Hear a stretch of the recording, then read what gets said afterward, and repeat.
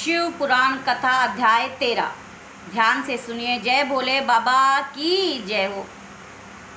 ऋषियों ने बोला, सूजी अब आप अति शीघ्र हमें वह सदाचार सुनाई जिसके विद्वान पुरुष पूर्ण लोकों पर विजय प्राप्त करता है। धर्ममय आचार को जो स्वर्ग प्रदान करता है तथा अर्धमय आचार जो नरक का कष्ट देने वाला है, उनका भी वर्णन कीजिए। सूत जी बोले ते हैं, सदाचार का पालन करने वाला विद्वान ब्राह्मण ही वास्तव में ब्राह्मण नाम धारण करने के योग्य है। जो केवल वेदोच्चार का पालन करता है, वेद का अभ्यासी है, उस ब्राह्मण की विप्र संज्ञा होती है। सदाचार, वेदाचार तथा विद्या, इनमें से एक एक गुण से ही युक्त होने पर उसे द्विज लोग बोल सकते हैं।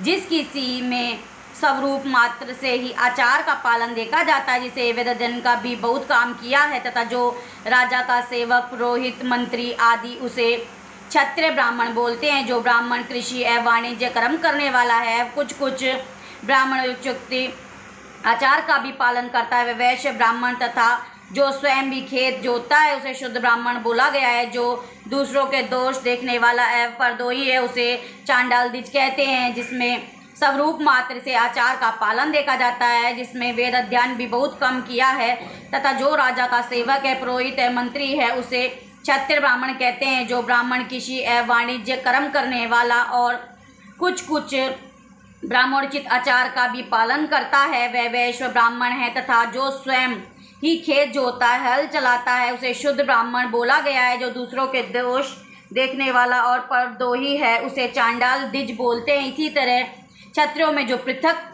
पृथ्वी का पालन करता है, वह राजा है। अन्य लोग राजतहीन क्षत्रिय माने गए हैं। वैश्यों ने जो धन्य धान आदि वस्तुओं का क्रय करता है, इसी तरह क्षत्रिय पृथ्वी का पालन कर राजा क्षत्रिय माने गए। वैष्णव जो धन्य वस्तु को क्रय विक्रय करता है, वह वैश्य बोला जाता है। दूसरों को वणिक कहते हैं। जो ब्राह्मणों, क्षत्रिय और वैश्यों की सेवा में लगा रहता है, वही वास्तव में शूद्र बोला जाता है।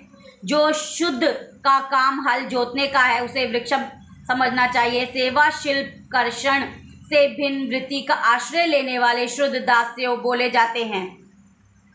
इस सभी वर्णों के मनुष्य को चाहिए कि वह ब्रह्म मुहूर्त में उठकर पूर्व विमुख हो। सबसे पहले देवताओं, फिर धर्म, कर्म, अर्थ का उसकी प्राप्ति के लिए उठाए जाने वाले कलेशों तथा आय और व्यय का चिंतन करे। रात के पीछे पहर को उष काल समझना चाहिए। उस अंतिम पहर का जो आधा मध्य भाग आता है, उसे संधि काल बोलते हैं। उस काल में उठकर द्विज को मल मूत्र आदि का त्याग करना चाहिए। घर से दूर जाके बाहर अपने शरीर को ढककर दिन के उत्तराभिमुख बैठकर मल मूत्र त्याग करें। यदि उत्तराभिमुख बैठने में कोई रुकावट हो तो दूसरी दिशा की ओर मुख करें। जल, अग्नि, ब्राह्मण आदि सभी देवताओं का सामना करके नहीं बैठें। मल त्याग करके उठने पर जो किस मल को और नहीं देखें। तदंतर जलाशय के बाहर निकले हुए जल से भी गुदा की शुद्धि करें और अपने देवता, पितरों और ऋषियों तथा तीर्थ उतारे गए प्राप्त हुए इसमें जल से शुद्धि करें। 5 तत्व, यदि 3 बार मिट्टी लगाकर उसे हाथ शुद्धि करें। लिंग में ककोड़े फल के बराबर मिट्टी लेकर लगाएं, उसके साफ करें। दोनों में लगने के लिए परस्पर मिट्टी का आवश्यक है। इसके पश्चात उठकर अन्यत्र जाए और हाथ पैरों की शुद्धि करके 8 बार कुल्ला करें। जिस किसी वृक्ष के पत्ते अथवा पतले काष्ठ के जल के बाहर दत्तुन करना चाहिए, उस समय तर्जनी उंगली प्रयोग नहीं करें। यह दंत शुद्धि का विधान बताया। तदंतर जल संबंधी देवताओं को नमस्कार करके मंत्र पाठ करते हुए जलाशय में स्नान करें।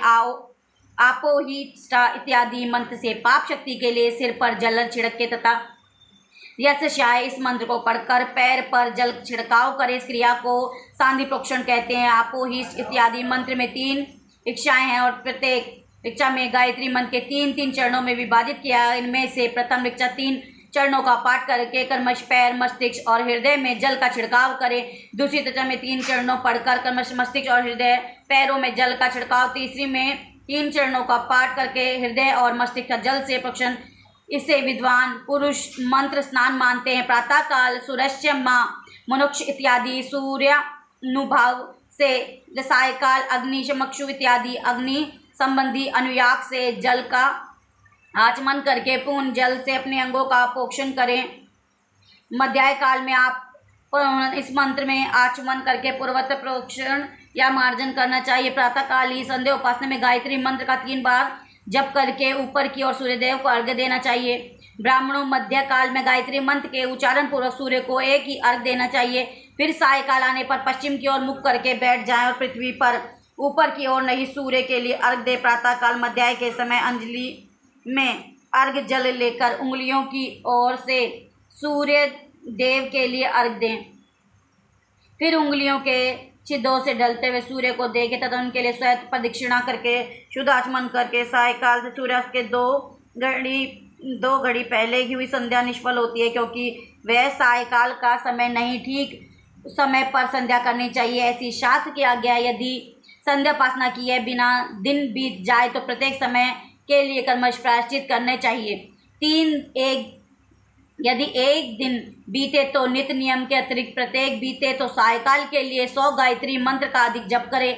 यदि नित्य कर्म के लुप्त 10 दिन के अधिक बीत जाए तो उसके लिए प्रायश्चित 1 लाख गायत्री जप करना चाहिए। यदि 1 मास तक नित्य कर्म छूट जाए तो पुनः उपनयन संस्कार कराना चाहिए। अर्थ सिद्धि के लिए ईश, गौरी, कार्तिकेय, विष्णु और ब्रह्मा, चंद्रमा, यम का तथा ऐसे अन्य देवताओं को वो शुद्ध जल से तर्पण, फिर तर्पण कर्म को ब्राह्मण करके शुद्ध आचमन करें। तीर्थ के दक्षिण प्रस्थ मठ में, मंत्रालय, देवालय, घर में अथवा किसी अन्य नित्य स्थान पर आसन पर स्थिर पूर्वक बैठकर विद्वान पुरुष अपनी बुद्धि को स्थिर और करके सभी ब्राह्मणों, सभी संपूर्ण देवताओं को नमस्कार। पहले प्रणव का जप करने के पश्चात गायत्री मंत्र की आवृत्ति करें। प्रणव के अ, उ और म में 3 अक्षरों में जीव और ब्रह्म की एकता प्रतिपादन होता है। इस बात को जानकर प्रणव ओम का जप करना चाहिए। जब काल में हम तीनों लोकों की सृष्टि करने वाले ब्रह्मा, पालन करने वाले विष्णु तथा संहार करने वाले रुद्र की जो स्वयं प्रकाश चिन्मय है उपासना करते हैं, ऐसी भावना करनी चाहिए कि यह ब्रह्म स्वरूप ओकार हमारी कर्मेंद्रियों और ज्ञानेंद्रियों की वृत्ति है, मन की वृत्ति है, बुद्धि वृत्तियों को सदा भोग और मोक्ष प्रदान करने वाले धर्म एवं ज्ञान की ओर प्रेरित करें। प्रणव के इस अर्थ का बुद्धि के द्वारा चिंतन करता हुआ इसका जप करता है वह निश्चय ही ब्रह्म को प्राप्ति करता है, अथवा अर्धानुष्ठान के बिना ही प्रणव का नित्य जप करें। इससे ब्राह्मण तत्व की पूर्ति होती है। श्रेष्ठ ब्राह्मण को प्रतिदिन प्रातःकाल 1 सहस्त्र गायत्री का मंत्र जप करना चाहिए और इससे ब्राह्मण तत्व की पूर्ति होती है। मध्यकाल में 100 बार, सायकाल में 28 बार जप की विधि है। अन्य वर्णों, लोगों को अर्थात क्षत्रिय और वैश्यों में तीनों संध्याओं के समय यथासाध्य गायत्री जप करना चाहिए। शरीर के भीतर 6 प्रकार के मूलाधार, सर्वधिष्ठान, मणिपुर, अनाहत, आज्ञा और सहस्त्रार, इसमें मूलाधार से लेकर सहस्त्रार तक 6 स्थानों में कर्मश, विदेश्वर, ब्रह्मा, विष्णु, ईश, जीवात्मक और परमेश्वर स्थित है। इन सब में ब्रह्म बुद्धि करके इनकी एकता का निश्चय करे और वह ब्रह्म में ऐसी भावनापूर्ण प्रत्येक श्वास के साथ सोहम का जप करके उन्हें विदेश्वर आदि, ब्रह्मरंध्र आदि के इस शरीर के बाहर भावना करें। प्रकृति के विकार महत्व तत्व से, पंचभूत तत्वों से बना हुआ और जो शरीर ऐसे सहस्त्र शरीरों का एक एक अजपा गायत्री से जप एक से कर्म से अतिक्रमण करके जीवकों को धीरे धीरे परमात्मा से संयुक्त करें। यह जप का तत्व बताया है। 100 अथवा 28 मंत्रों का जप करें उससे शरीरों का अतिक्रमण होता है। इस प्रकार जो मंत्रों का जप कर उसको अधिक्रम से वास्तविक जप कर समझना चाहिए। सहस्त्र बार किया हुआ जप ब्रह्मलोक प्रदान करता है, ऐसा जानना चाहिए। 100 बार किया हुआ जप इंद्र पद की प्राप्ति कराने वाला माना गया। इससे अधिक समय तक नियम का उल्लंघन हो जाए तो पुण्य नए सिरे से गुरु से नियम ग्रहण करे। ऐसे करने से दोषों की शांति होती है, अथवा अन्यथा वह नरक को प्राप्त करता है। मुमुक्षु ब्राह्मण को तो सदा ज्ञान की अभ्यास करने रहने चाहिए। धर्म से अर्थ की प्राप्ति होती है, अर्थ से भोग सुलभ और फिर उस भोग को वैराग की संभावना होती है। जो भोग धर्म पूर्वक उपार्जित धन से प्राप्त होता है उससे एक दिन अवश्य वैराग का उदय होता है। धर्म के विपरीत अधर्म से वर्जित हुए धन के द्वारा जो भोग प्राप्त होता है उसे भोगों के प्रति आस्ति की उत्पत्ति होती है। मनुष्य धर्म से धन पाता है। तपस्या से जो दिव्य लगन की प्राप्ति होती है। कामनाओं की त्यागी पुरुष के अंतकरण की शुद्धि होती है। इससे शेष नहीं कि उस शुद्धि में ज्ञान का उदय होता है। सतयुग आदि के तपस्या कहा गया है, किंतु कलयुग में द्रव्य साध्य धर्म को अच्छा माना गया है। सतयुग में ज्ञान से, त्रेता तपस्या, द्वापर से यज्ञ करने और ज्ञान की सिद्धि होती है, परंतु कलयुग में प्रतिमा की पूजा से ज्ञान का लाभ प्रदान होता है। अधर्म हिंसा रूप, अधर्म स्वरूप सुख रूप। अधर्म से मनुष्य दुख पाता है और धर्म से वह सुख और अभुदय भागी होता है। दुराचार से दुख की प्राप्ति होती है और सदाचार सुख से सुख की। जो क्षत्रिय सहस्त्र कुटुंब को जीविका और आवास प्रदान करता है वह कर्म इंद्रलोक की प्राप्ति कराने से समान होता है। वह 10,000 कुटुंबों को दिया हुआ आश्रय दान बल ब्रह्मलोक प्रदान करता है। तपस्या और तीर्थ सेवन से आश्रय सूख पाकर मनुष्य इसका उपभोग करता है। इसीलिए धनहीन पुरुष तथा सदा तपस्या का उपार्जन करे। और अन्य उपार्जन की विधि बता रहा हूँ। नए उपार्जित धन प्रदान करे। विधाता को ज्ञान की सिद्धि प्राप्त होती है। ज्ञान सिद्धि द्वारा सब पुरुषों को कृपा मोक्ष सिद्धि सुलभ होती है। मोक्ष से स्वरूप की सिद्धि ब्रह्म रूप से प्राप्त स्थिर होती है, जिसके मुक्त पुरुष परमानंद का अनुभव करता है। गृहस्थ पुरुष को चाहिए कि वह धन आदि सब वस्तुओं का दान करे। वह तृष्णा निवृत्ति के लिए जल तथा क्षुधारूपी रोग की शांति के लिए सदा अन्न का दान करे। खेत धन्य कच्चा और भोग लोहा चेप्पे इस प्रकार के सिद्ध अन्न उदान करें। और इसी प्रकार शेष नहीं, जिसके अन्न को खाकर मनुष्य जब तक कथा श्रवण आदि सद धर्म का पालन करता है, उसे समय तक उसके लिए पुण्य काल का आधा भाग दाता को मिल जाता है। दानी पुरुष दान के प्राप्त हुई वस्तु का दान और तपस्या करके प्रजनित पाप की शुद्धि कर ले, उसे रौरव नरक में गिरना पड़ता है। अपने धन के 3 भागों में बांटे। एक भाग धर्म के लिए, दूसरा वृद्धि के लिए, तीसरा अपने उपभोग के लिए। नित्य नौमतिक एवं काम्य के तीनों प्रकार के कर्म धर्मत्य रखते हुए धन से करे हुए साधक को चाहिए कि वह बुद्ध वृद्धि के लिए रखे हुए धन से इस प्रकार व्यापार करे जिससे वह धन की वृद्धि हो तथा उपभोग के लिए रक्षित धन से हितकार परिमित एवं पवित्र भोग भोगे। खेती के पैदा हुए धन का 10वां अंश दान कर दे, जिससे पाप की शुद्धि होती है।